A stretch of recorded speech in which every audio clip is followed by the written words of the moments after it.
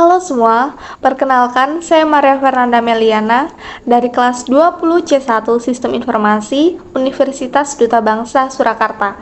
Di sini saya akan membuat video mengenai bagaimana cara membuat database menggunakan localhost PHP MyAdmin. Mari kita simak videonya.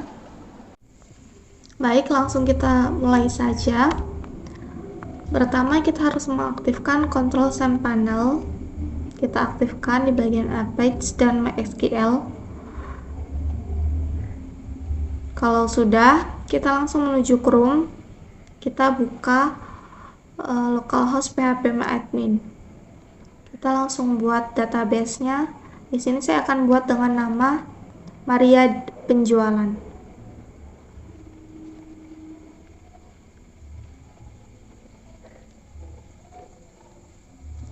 Setelah selesai membuat database, kita langsung buat tabel menggunakan SQL. Di sini saya akan membuat tabel customer. Dan ada ID customer menggunakan varchar.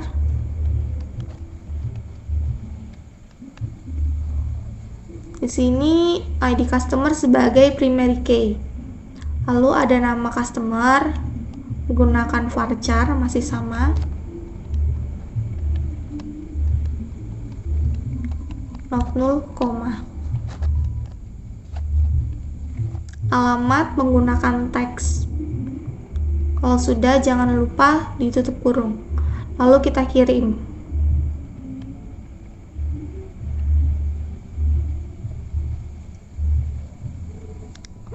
Di sini saya akan lanjut buat tabel penjualan menggunakan SQL lagi. Create tabel penjualan dengan komponen yang pertama nomor nota menggunakan integer, not null, dan ini juga sebagai primary key.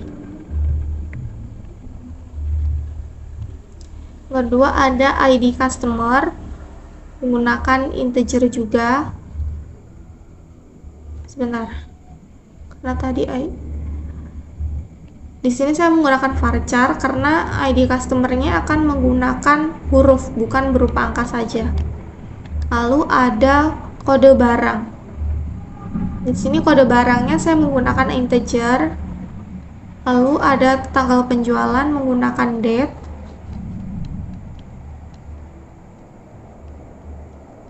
Ada total beli menggunakan integer, dan yang terakhir ada total bayar. Di sini saya menggunakan integer juga. Jika sudah, lalu dikirim. Maka tampilan tabelnya seperti yang dapat kita lihat. Di sini saya akan membuat satu tabel lagi, yaitu tabel barang. Dengan nama komponen kode barang yang pertama. Di sini saya menggunakan varchar karena saya juga akan menambahkan huruf di depan kode barang tersebut. Not null, dan ini juga sebagai primary key.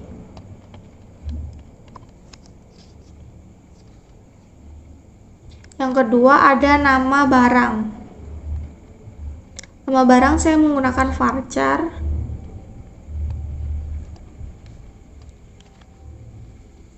Lalu ada harga satuan. Harga satuan saya menggunakan integer. Dan yang terakhir ada stok.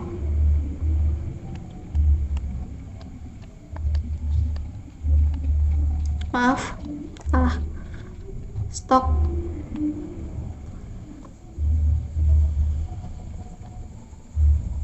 Jika sudah, lalu kita kirim.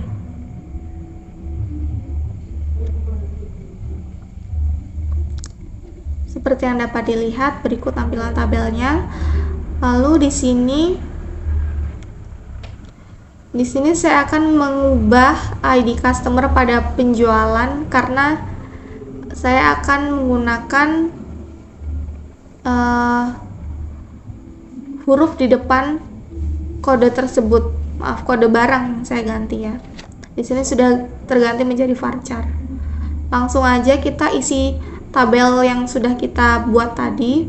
Yang pertama saya akan isi tabel customer.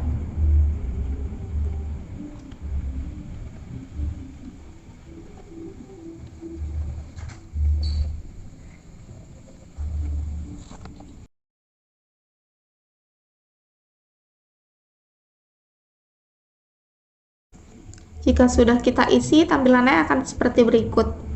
Lalu selanjutnya kita akan isi tabel penjualan.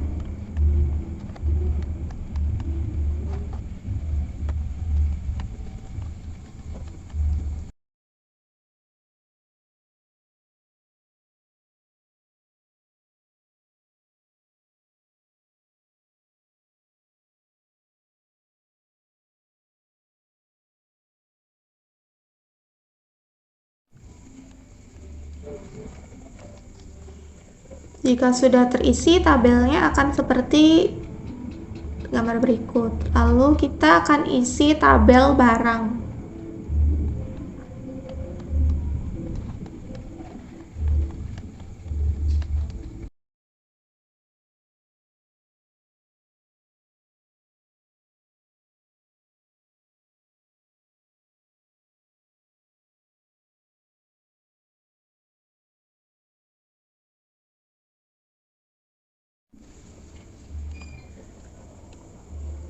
Jika sudah terisi, tampilannya akan seperti berikut.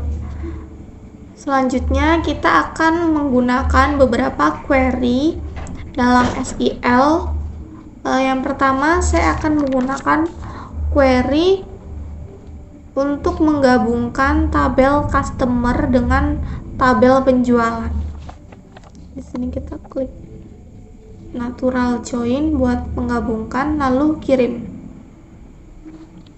Seperti ini tampilannya.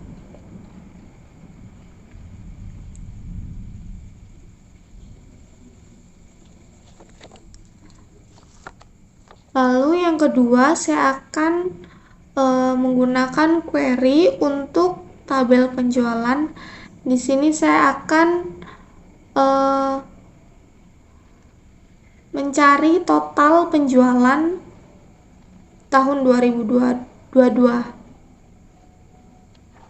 Sum if, lalu year,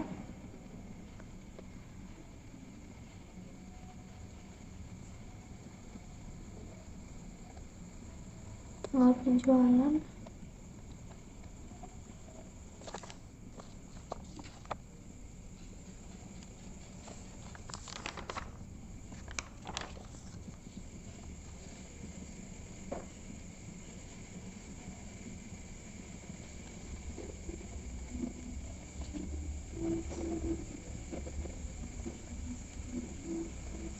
as jumlah 2022 from dari tabel penjualan kita ambil, lalu kita kirim.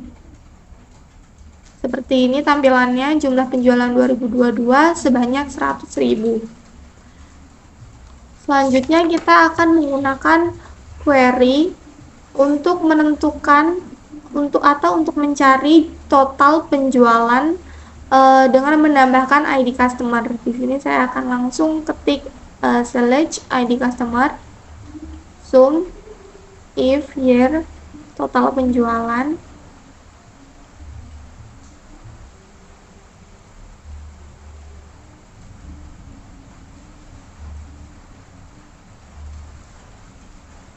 sama as jumlah 2022, tapi kita tambah lagi sumnya satu di bawahnya, sum total bayar, as sebagai total.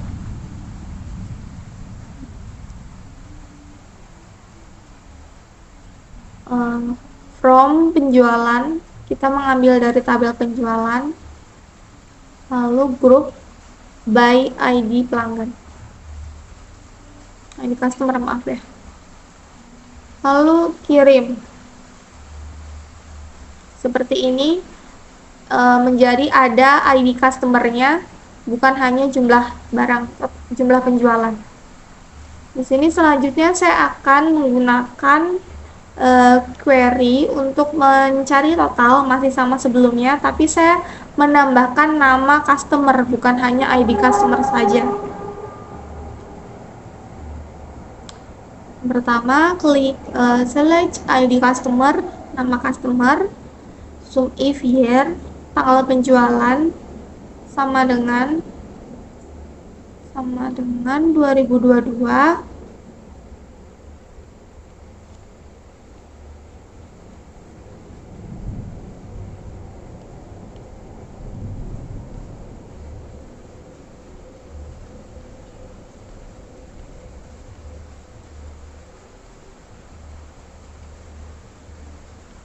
Sum total as total from penjualan. Kita menggunakan query left join customer using ID customer. Lalu group by ID customer. Setelah itu kita kirim. Maka tampilannya akan seperti ini, akan menambah nama customer. Selanjutnya kita akan menggunakan query tabel barang. Di sini saya akan mempraktekkan bagaimana kalau barang yang kita jual mengalami kenaikan harga. Di sini saya akan menaikkan harga sebesar Rp1.000, lalu kirim. Seperti ini, minyak goreng yang tadinya Rp20.000 menjadi Rp21.000.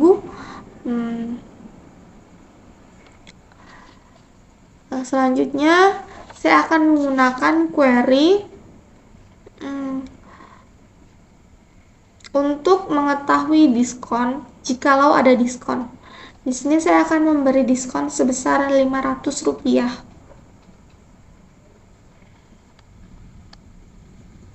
Maka harga satuan dikurang dengan 500.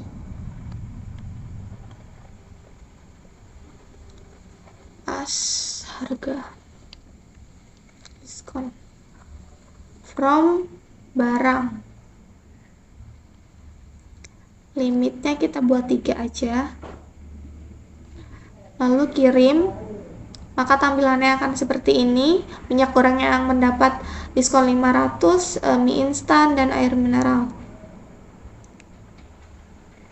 Lalu selanjutnya saya akan menggunakan query untuk mengetahui stok barang yang kurang dari 10.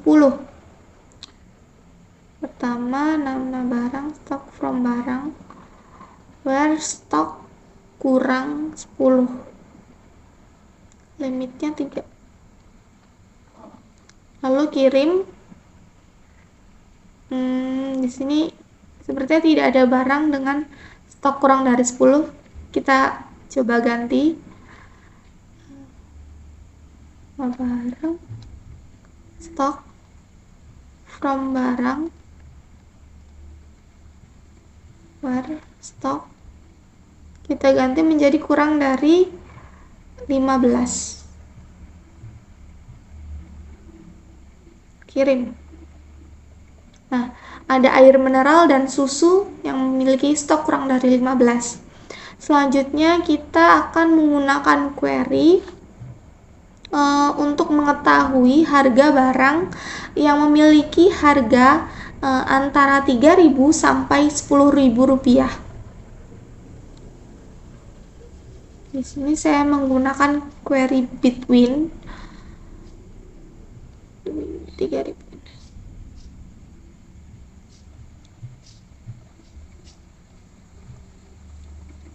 Oke, lalu kirim.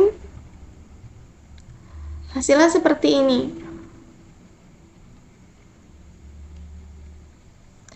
Lalu terakhir saya akan membuat query untuk mengetahui persediaan atau stok barang yang kita punya.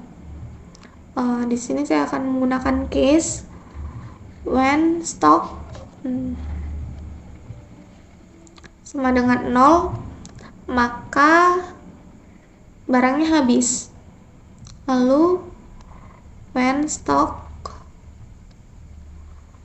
kurang dari 0 dan stok kurang dari 15, maka sedikit. Lalu when stok lebih dari 15 dan stok kurang dari 20, maka cukup.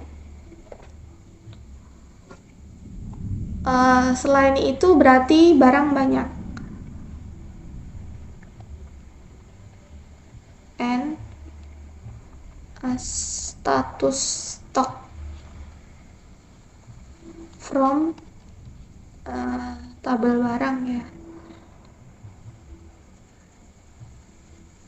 Setelah itu kirim.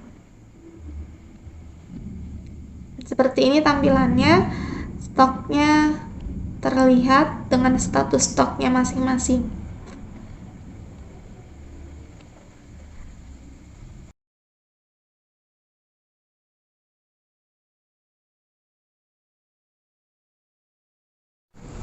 Baik, sekian pembahasan mengenai pembuatan database menggunakan localhost phpMyAdmin.